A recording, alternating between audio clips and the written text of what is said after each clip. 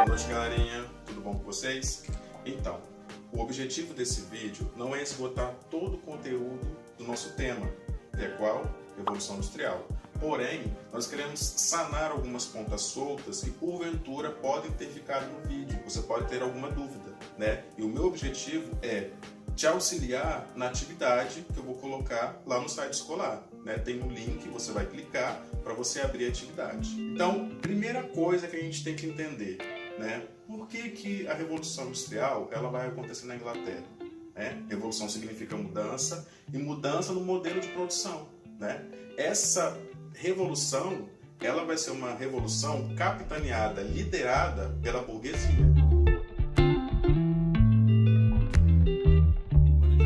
Primeiro conceito que a gente vai trabalhar é a diferenciação entre artesanato, manufatura e maquinofatura. A gente sabe que a Inglaterra ela teve o seu ponto de revolução industrial na indústria têxtil. Então foi a indústria de tecidos que você teve a mudança do processo de produção.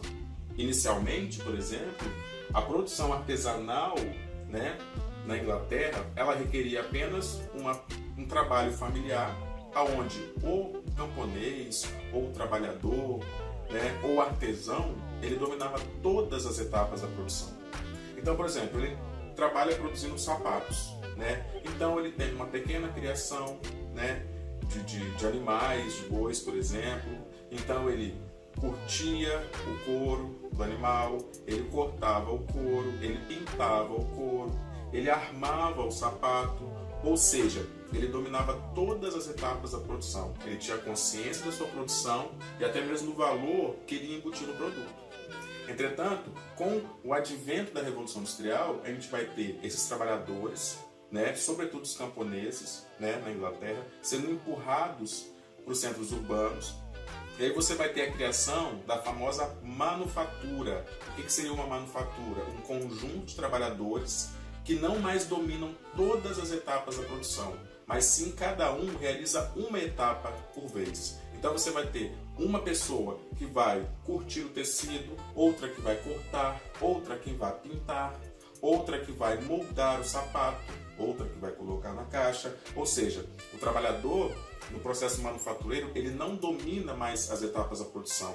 E veja, mas ainda você não tem uma introdução de máquinas, né? Tanto que, por exemplo, você vai ter teares para produção têxtil mecânicos ou máquinas mecânicas utilizando então a energia humana, por exemplo.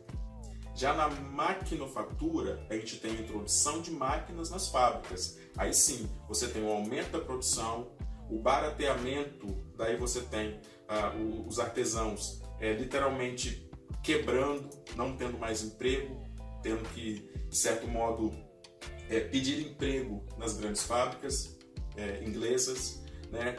E com o advento da maquinofatura, você vai ter o desemprego. Por quê?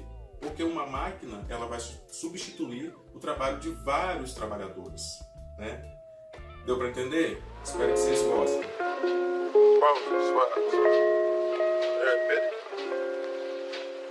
Pessoal, o segundo conceito vai ser a diferenciação entre proletariado e burguesia.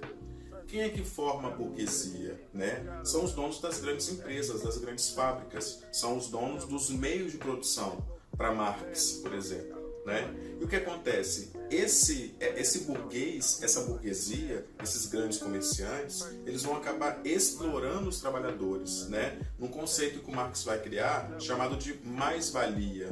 É no momento, então, em que o trabalhador recebe o seu salário, ele não recebe referente aos 30 dias, por exemplo, trabalhados, mas sim a uma pequena parcela desses dias trabalhados. Então Marx vai dizer que é nesse processo que o trabalhador é expropriado da sua força de trabalho. Marx cria esse conceito, força de trabalho. O que é força de trabalho para Marx? É tempo. Então se você trabalha 16 horas por dia, que era aproximadamente a carga horária de trabalho na Inglaterra, na primeira Revolução Industrial, você está perdendo 16 horas por dia do seu tempo, ou seja, da sua vida. E você não consegue repor esse tempo. Esse trabalhador, ele recebe um salário ínfimo para isso. Então, na visão de Marx, esses trabalhadores, esse proletariado era explorado nesse momento, né? Era retirado dele a sua mais-valia, porque o que ele tinha a oferecer, né? Apenas a sua força de trabalho, que é o seu tempo.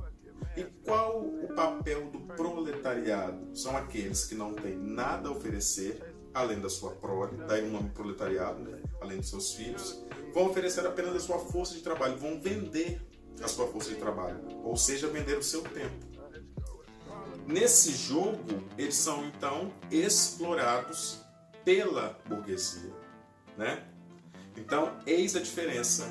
Proletariado, aqueles que vendem a sua força de trabalho, o seu tempo, por um salário irrisório, e a burguesia são aqueles detentores dos meios de produção que exploram o trabalhador e retiram dele a famosa mais-valia.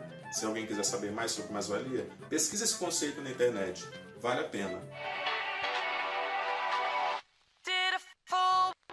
Então, pessoal, esse terceiro conceito, a gente vai trabalhar 3 tópicos. O primeiro, exploração trabalhista, né? Sabemos que na Inglaterra, né, não havia uma legislação que amparasse ou que amparava, né, essa massa de trabalhadores, que vai ser uma grande massa que vai servir como mão de obra, né, para os centros urbanos ingleses inicialmente. Então, o que acontece? Sem uma legislação, você vai ter uma carga horária, por exemplo, excessiva, né? Chegava de 14 a 16 horas por dia, né? Além disso, não tinha seguro-desemprego, como a gente conhece hoje. O horário de trabalho era muito irrisório do que a gente conhece hoje, né? Esse trabalhador não tinha nenhuma garantia. Por exemplo, ele não tinha um documento que garantia que ele trabalhava em determinado lugar, como a gente conhece hoje, né? A famosa carteira de trabalho. Então, o que acontece? Esse trabalhador, além de ser explorado, né, ele trabalhava em condições insalubres, né? Porque às vezes você, dentro de uma fábrica onde você tinha a queima do carvão, né, você tinha esse material que o trabalhador ele inalava, né, e causava, por exemplo, doenças pulmonares, né? Então, em função disso, você vai ter uma luta de classes, segundo Marx, né, para que esses trabalhadores conseguissem alcançar, auferir os seus direitos, historicamente. Segundo tópico, pessoal, é o trabalho infantil. Se hoje há um discurso, né, que diz toda criança na escola, a criança tem direitos. No século XVIII, na Europa, por exemplo, a criança era vista como um adulto em miniatura. Não havia a democratização da educação, nem da escola. Então, as crianças que não tinham condições financeiras, né, aliás, que os seus pais não tinham condições financeiras para colocá-las em escolas particulares, elas tinham que trabalhar. Muitas delas em minas de carvão, muitas delas em fábricas, sobretudo por quê? Por conta dos seus dedos pequenos, por conta de não questionar, né, uma ordem. As crianças eram boas, eram hábeis nesse tipo de trabalho. O que acontece é que a gente nota, né, que muitas crianças, por exemplo, na Inglaterra, elas ficavam com sono, ficavam com fome, muitas acabavam tendo acidentes nas fábricas, né? Só no século XIX que você vai ter essa abolição, por exemplo, do trabalho infantil, lá quando ocorreu o movimento cartista na Inglaterra. Terceiro tópico, pessoal, é o trabalho feminino das mulheres nas fábricas, né? Primeira questão que a gente tem que entender: as mulheres vão receber menos que os homens. O salário dos homens era pequeno, imagina das mulheres. Por quê? Existia a visão, né, masculina, né, patriarcal, onde o homem tinha que ganhar mais que a mulher. Então a mulher ganhava menos, era explorada tanto quanto os homens, e muitas mulheres eram mal vistas nas empresas, né, nas fábricas, por exemplo. Eram vistas, por exemplo, como mulheres de vida fácil, que após o seu trabalho, por exemplo, tinha que fazer serões com seus patrões. Então as mulheres que trabalhavam nas fábricas, muitas delas inicialmente na Inglaterra, eram mal vistas, né? E eram tão exploradas quanto. E não tinha nenhum direito, tá? Por exemplo, não tinha direito de voto, por exemplo, né? Não tinha direito de fala, né? Então as mulheres vão gradativamente conquistar os seus direitos, mas não no século XVIII, só no XIX.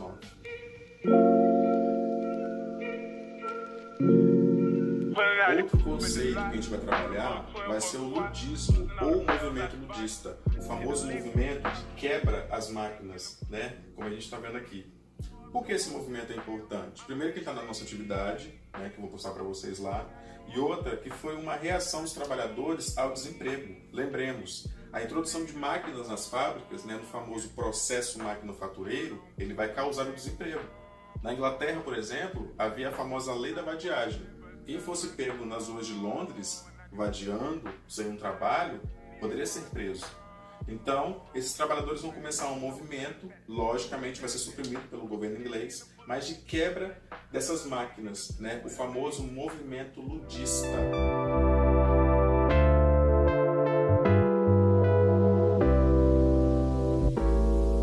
Então, pessoal, nosso último tópico vai ser a exploração das fontes de energia na primeira e na segunda Revolução Industrial. Exemplo, na primeira Revolução Industrial, que vai apenas ocorrer na Inglaterra, a gente vai ter a presença da exploração do carvão. Para que vai servir o carvão, Anildo? Para que a sua queima gerasse energia para as máquinas. Exemplo, barcos a vapor, locomotivas a vapor, ok? E também a utilização do ferro. Já na segunda Revolução Industrial, né, que vai perpassar a Europa, né? Você vai ter os Estados Unidos, né, o descobrimento do petróleo, na França a utilização de vários insumos, por exemplo, do aço.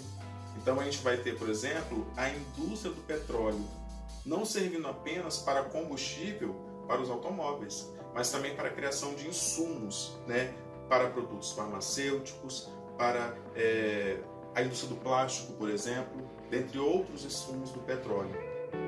Além disso, a gente vai ter a produção do aço. O aço, através de um processo físico-químico, ele sofre um processo de queima de combustão e aí você transforma o ferro em aço. Para que vai servir o aço? O aço, através das suas placas que são flexíveis, elas são utilizadas, por exemplo, na indústria automobilística, na indústria naval, na indústria aérea, na indústria de eletrodomésticos, ou seja, tudo que a gente utiliza hoje, até mesmo tablets e celulares, advém do aço. As plaquinhas que a gente utiliza, né? Então você vai ter o advento com a descoberta do aço, que a sua fonte primária é o ferro, você vai ter uma criação de várias indústrias. Somado a isso, na segunda Revolução Industrial, né, que vai ser mais ou menos de 1850 a 1940, a descoberta da eletricidade.